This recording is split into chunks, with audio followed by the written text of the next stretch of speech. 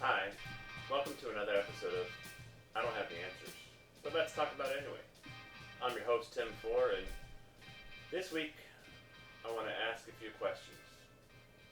I know that's not typical. Normally I'm just telling you things.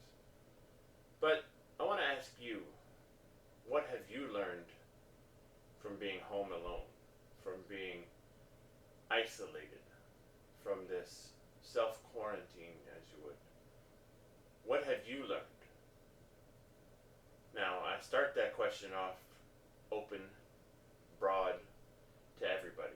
I can only tell you in tonight's episode what I've learned and give you a little bit of insight into the things that have happened to me. First and foremost, I have learned that we don't respect our education at all. Well, at least our childhood education. And we don't respect those that are providing it nearly enough. Now you might be asking, okay, Tim, you might have crossed the line. We respect teachers all the time. True respect happens when you understand everything that someone goes through, every aspect of it. You can't truly respect someone else until you've, I guess the saying goes, walked a mile in their shoes.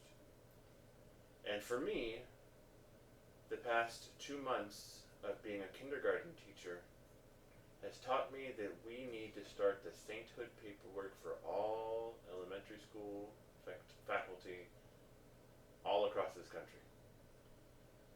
I can only imagine what it's like to have 20 to 30 children instead of just the one 6-year-old that I've had the pleasure of educating for the last couple of months. Now, the teachers and the staff at the school that my son goes to have been amazing. They have all done extremely well in organizing and making sure that all of the assignments get sent out with adequate supplies and resources. And I applaud them because they're still working their posteriors off to make sure that our children are educated as best as they can in these circumstances. I'm just saying, from my perspective and my point of view, I didn't realize how much corralling and child ranching that they must be doing to get these kids to focus and to do their assignments. So that's only one of the things that I've learned. I've also learned that I don't necessarily need to go out to eat. I am perfectly capable of making a quality meal in my home. And I don't need to rely on restaurants for all of my cooking.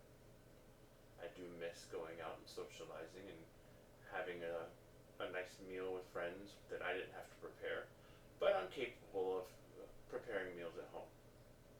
A lot of you who've known me know that I love to cook, and this is no surprise. But I did learn that I don't need them as much as I thought. Another thing that I've learned that people are starting to, or at least where I'm at, get together with their families more often. I see a lot more families out walking together. I see them playing in the park behind my house more. I see them enjoying quality time together that they haven't before.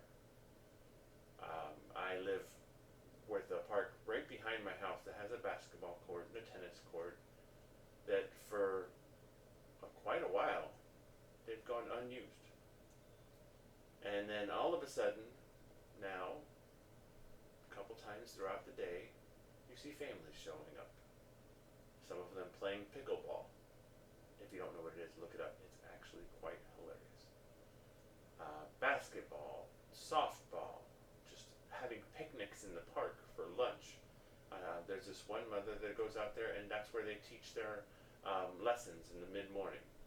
They have classes sitting outside, and it's quite amazing. I've seen a lot more people out walking around the neighborhood than they did before. Partly it's due to weather. The other part is, what else do they get to do?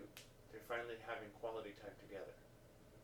And I've learned that we are capable of a much deeper human reaction or interaction than we were before. We crave this going out and social gatherings so much that the little bit that we do have, we pour a lot more of ourselves into. And I'm hoping that that's one of the carryovers after this moves into the new normal. Because a friend of mine pointed out that there is no when this is done. There is no when it's all over. There are aspects of this that will continue and this will be a new normal. This will be a new way of life. I'm not saying that every single aspect of what we've been doing for the past couple months is going to continue, but I do know that we are going to hold on to some of these things. I've learned that I'm very appreciative of a couple key members of our society. The grocery store clerk that sits there and has to come into contact with all these people all day long, knowing that it's possible that they can get sick. I appreciate that. The stock people that work feverishly to make sure that we have toilet paper and all the other goods that we need stocked. And the people that work in the different hygiene fields that make sure that every time we go into one of those stores that they're clean and that we're not going to encounter something that would injure us or hurt us. Those people need a lot more respect and a lot more recognition than they have been getting. I feel bad for the fact that we paid them no mind before this all happened. They were responsible for a great deal of what we consumed, but we didn't think of that. And for that, I am at least apologetic. I apologize profusely for those that we failed to recognize before. The men and women that are our frontline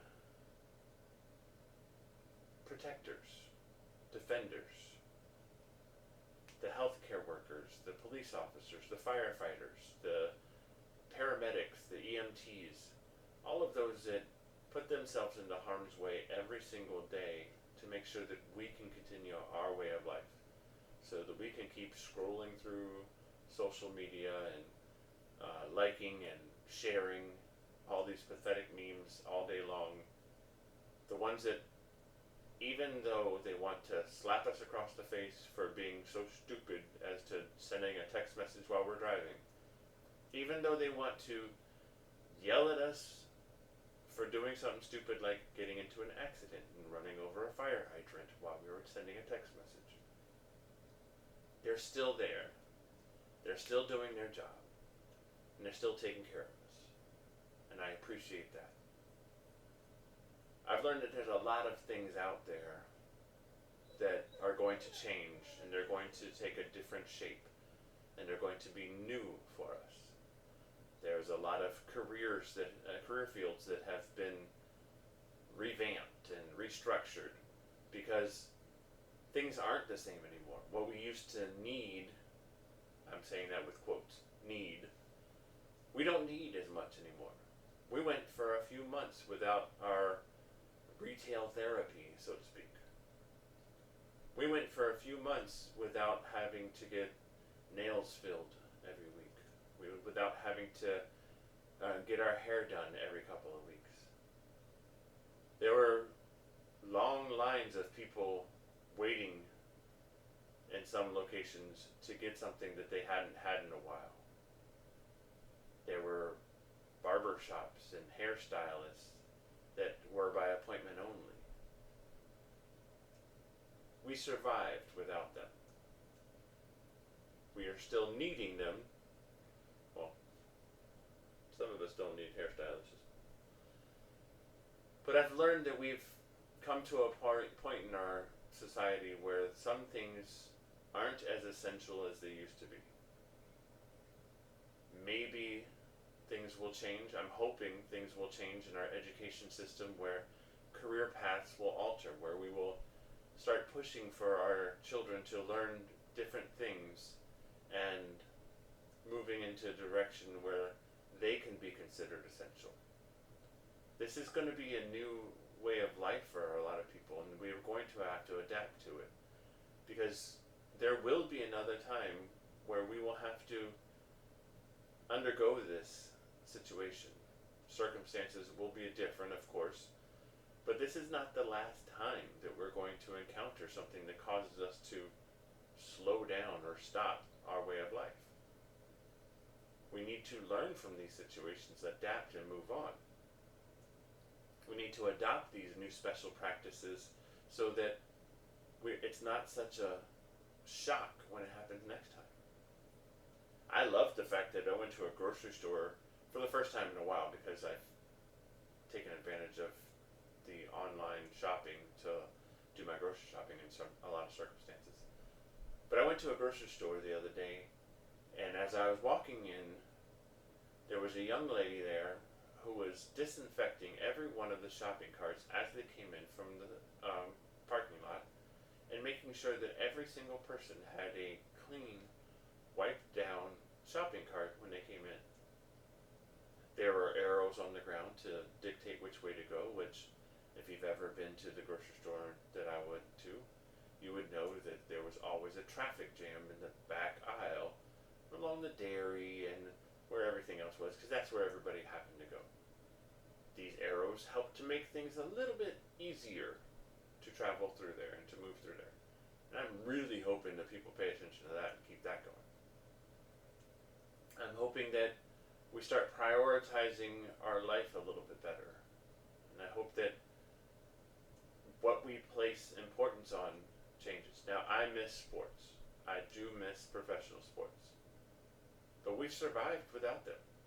I mean, yeah, a lot of people watch replays of things, but maybe it's time that we started tweaking what we deem as important. Maybe we start paying a little bit more attention to the other things in our lives and the togetherness that we could be having and fostering, instead of isolation by other means.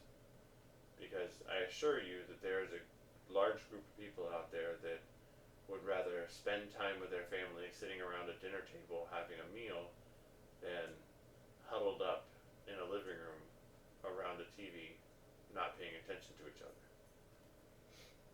Now, these are just a few things that I've learned.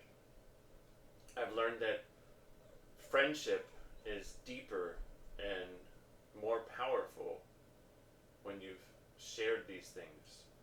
I have some very close personal friends of mine that this hit them kind of hard. I mean, it did coincide with some other health issues not related to this pandemic. So the isolation for somebody who is extremely sociable is a little difficult.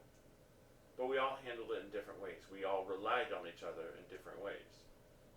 And I'm hoping that other people can learn from this. I don't want to, 20 years from now, look back on this as just a blip on the radar. I want to look back on it as a learning experience for our nation and for our world, because that's what it should be. Not just a learning experiences in the form of how to deal with an illness or how to deal with a virus, but a learning experience in which we prioritize our life a little different, in which we look at one another for strength instead of tearing each other down. A learning experience where we teach each other things that are important. I love the fact that I've been able to share recipes with my sister and with my mother and aunt that I've learned. I love the fact that while my son has driven me very close to the edge, but getting a chance to see in his eyes when he finally learns something, when it finally clicks, getting a chance to go on walks with him every afternoon. He might not remember these years from now, but I know I will. I mean, who doesn't want to spend 30 minutes walking with their 6-year-old where he talks about a robot that he's going to build that's going to do all of your chores? The imagination that he has shown me in these past few months is amazing. So I ask you, what have you learned? What has come to you? What ways are you going to change because of this? Not all of this change has to be bad. I'm hoping that there are some people out there that realize that this is a good thing in some regards. Now, it's terrible that there are people that have lost their lives because of this. It's terrible that people have lost family members because of this. Jobs have been lost. Economy is a whole nother subject that I don't even want to get into. There's conspiracy theories all over the place. I want to know, what are you going to do with your life based on these things and going forward? I know for one, I'm going to take every moment that I've had with my family and enjoy what we've got left and enjoy the time that we have together, because we might not always have this opportunity. Eventually, class is going to start back up at school, and there's going to be parties that kids are going to go to, there's going to be events that we're going to have to go to, and it's going to tear us away. We're going to have to be apart. I'm going to look back on this time, and while it might have been rough, I'm going to have a smile on my face when I do. I'm hoping that you will too. Thank you all for joining me this evening, and if you liked this episode or any of the things that we talked about today, or I talked about today, please let me know. Like, share, post, do whatever you want to do, but just let me know what you think. This show is supposed to be about things that you want to know the answers to, and if I don't have them,